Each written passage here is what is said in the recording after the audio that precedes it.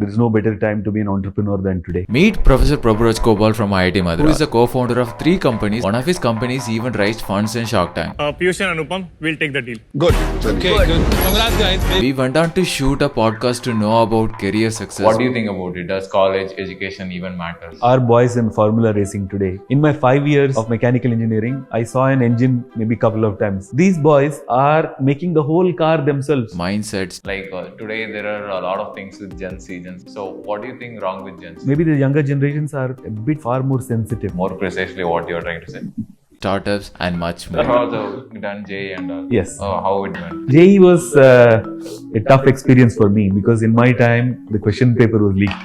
And what he shares us was next level advice. We have divided this episode into 2 parts. The first one is rapid fire and the second one is a long conversation. And if you're wondering who we are, I am Raghu and this is Amit. We are final year students at IIT Madras. And we have started this podcast to help our younger generation to become better version of themselves and help our country to become Viksit Bharat by 2047. High paying job is good or going for startup? It depends on the economic situation of the person. So if you want to hang out with one successful people, who would that be? It would be Mahendra Singh Dhoni. So if you meet a new people, what quality do you admire most? That somebody should respect you for who you are.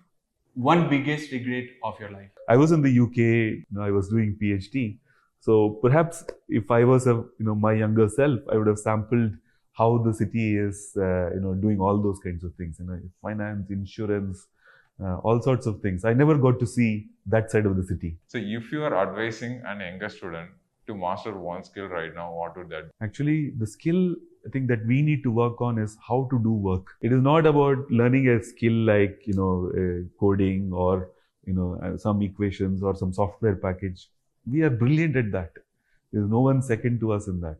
But what I think many of the young people lack is to learn how to go about doing things. Swami Vivekananda said that you should be a master of work. Work should not be your master, right? So what is being master of work is being able to judge the situation, if this is the deadline, how much does it take for me to work through it? How can I do it in small chunks? How will I make sure that I will give an excellent solution? From my side, how do I put in my best, but at the same time not be a slave of it? Working is not about doing a night out, getting something out over there, but working such that you deliver excellence each and every time you take up something. That I think is work, and that is what we need to master. What is the last book or podcast that left a lasting impact to you? I would say, classics like the Bhagavad Gita, autobiography of a yogi, essays on the Gita by Sri Aurobindo, lectures from Colombo to Almora by Swami Vivekananda. I think these are the books that have really deeply influenced me. You are an advisor for Nirman, you are a co-founder for many companies, and you are a professor also. Let's say you're a busy day or something like that. How do you unwind and relax after a busy day? I love science fiction. So every day I will try to pick one series. Right now I'm watching Star Trek Enterprise. So it's 4 seasons.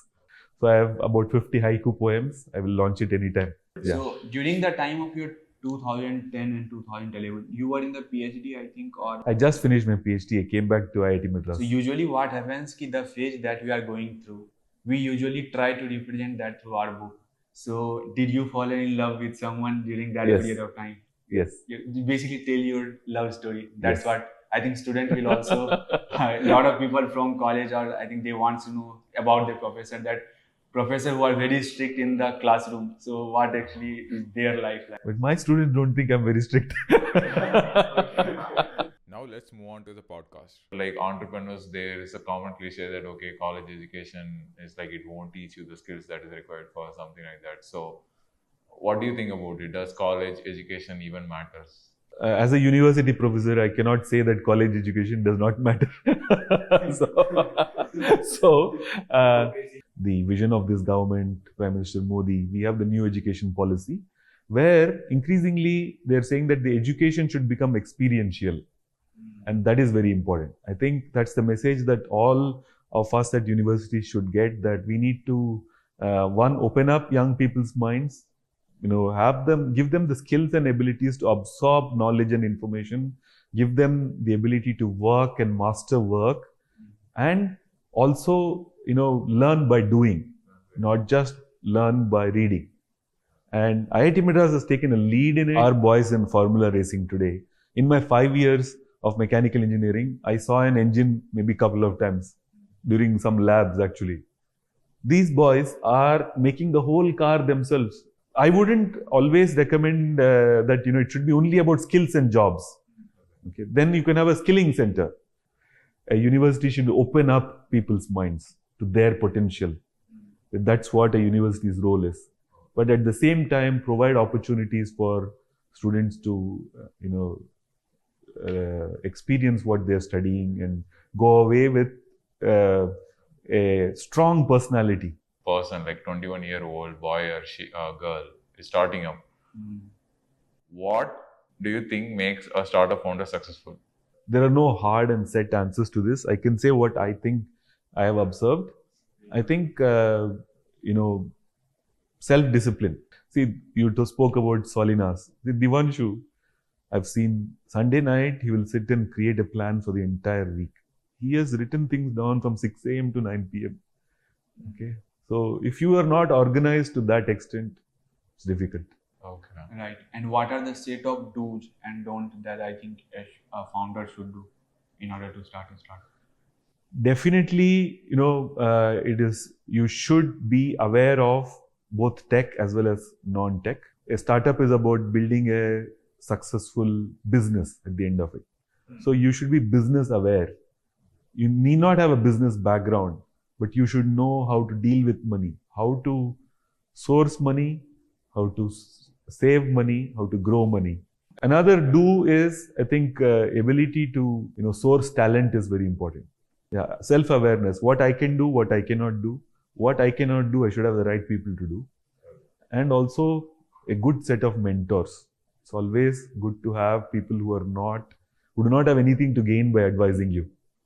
Those are the only mentors. What you shouldn't do, don't go for the short-term things, chasing valuations or get disappointed. The startup journey is a long-term journey. Sir, talking of the startups and all, like many of the students not belonging to IIT Madras. So, did you aware of any opportunities Indian government is providing for the students for the startup success and all?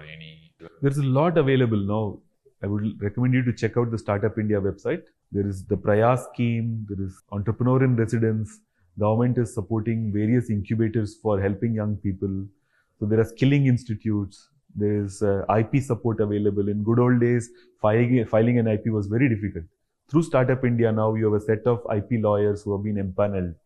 It's much cost effective for you to file IPs. There's a lot of things. Startup India website has a lot of these things. Check it out. And IP and patent, both are same or different? Patent is one of the IPs. Intellectual property today, globally, if you look at the World IP Institute or something, WIPO or World IP Organization, there are several classes of IPs. You have patents, you have designs, you have copyrights, trademarks, you have trade secret, all sorts of things. Being aware of this is very important as a startup founder.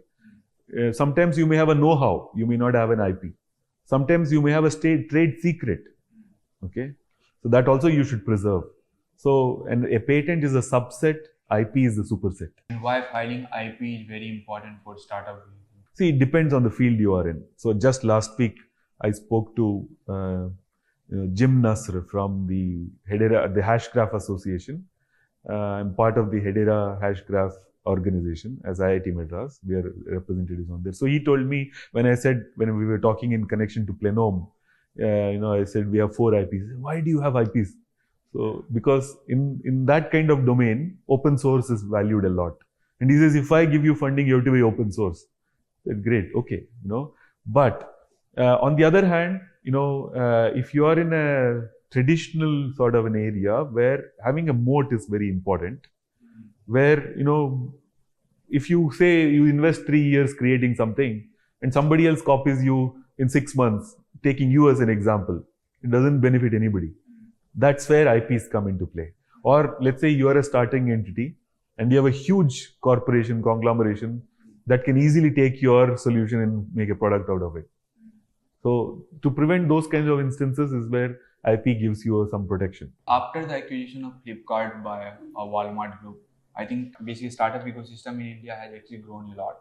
So what do you think that in our country right now, is this the right time for that? The advice that you give is for personally, like for IIT Madras student, but for the student who are not in IIT Madras, do you think that this is the right time, or this is the funding winter? This is not the time for them to start. What do you think about that? So there is a funding winter, but at the same time, several of my startups are also closing big rounds. Several of our startups are closing Series A, Series, pre-Series B, and so on. So it all depends on, where you are. If you have traction, if you have business, if you have growth, Indian economy is growing, lot of FDI is coming into the country. So I think this is the right time. Just last week also, government announced an agreement with the European, free trade association. Basically, it is those countries that are not part of EU, Switzerland, some of the Scandinavian countries and so on. One of the nice features of it is they said they should invest 25 billion USD in India over the next few years. It's written into the agreement. That means more FDI is going to come into the country, and it's a nice time to leverage all of this. Like today, there are a lot of things with Gen Z like we have seen. So, what do you think wrong with Gen Z? I don't think there is anything wrong with any generation. So, yeah. But if there is one thing I would say is that, maybe the younger generations are a bit far more sensitive. Sensitive, more precisely what you're trying to say. You should be able to take criticism. You should be able to take success and failure in your stride. Life is not all about success all the time. Then where is the fun? Soon we will have the Telugu New Year, Ugadi. The celebration of any New Year in India is typically made with all 9 flavors, right? So 9 emotions, we think. Life is about experiencing those emotions, not just experiencing the same thing over and over again. If you keep succeeding, if you keep winning, if you keep getting joy all the time, where is the fun? So I think that's, it's also a product of who we are as a nation.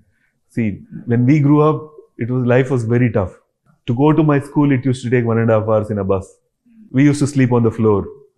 There was no AC. In summer, we used to just go out and sleep in the yard because it's so hot.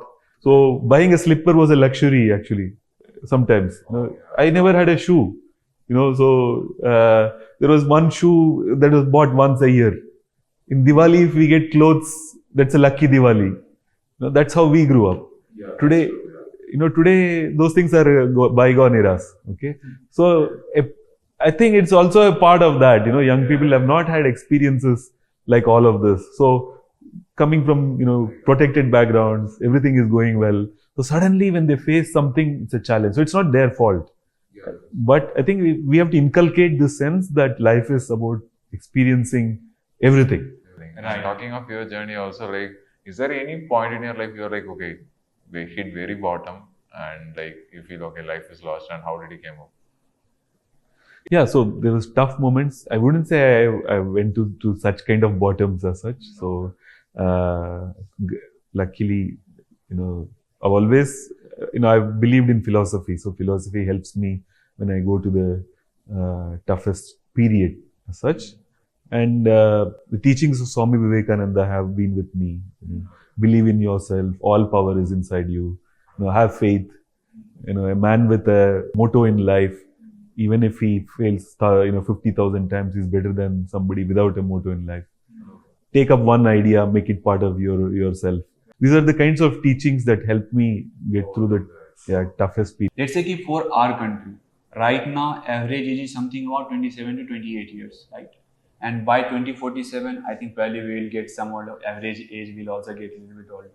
What do you think that our youth of this country should do right now? That, okay, these are the few actions that if you will do, one of them can be, let's say, going to infrastructure, going to technology. If you will do these kind of things, these will help our country to get to Viksit Bharat status. So many people have many different takes on it. My take on this is actually nothing to do with technology. I think we have enough technology, we have enough ability to generate wealth, we are sharp and bright, our education system is very good and so on. My suggestion is more on the mindset thing. We have to take ownership. We have to realize that this is our country. Sometimes I think our minds are still colonized. we think that somebody else will come and solve our problems. The country is filled with localities where you have posh buildings, there's garbage outside, the drainage is broken, and and stuff like that. So we think that the municipality's role to do this. We think it is somebody else's role to do this. Okay, or local government. Of course, it is their role to do this, but the population is such that they're not able to match up to any of this. Okay, so if we think that this is our problem, we have to solve it. We have to take responsibility for it. Then we can find creative ways of solving this whole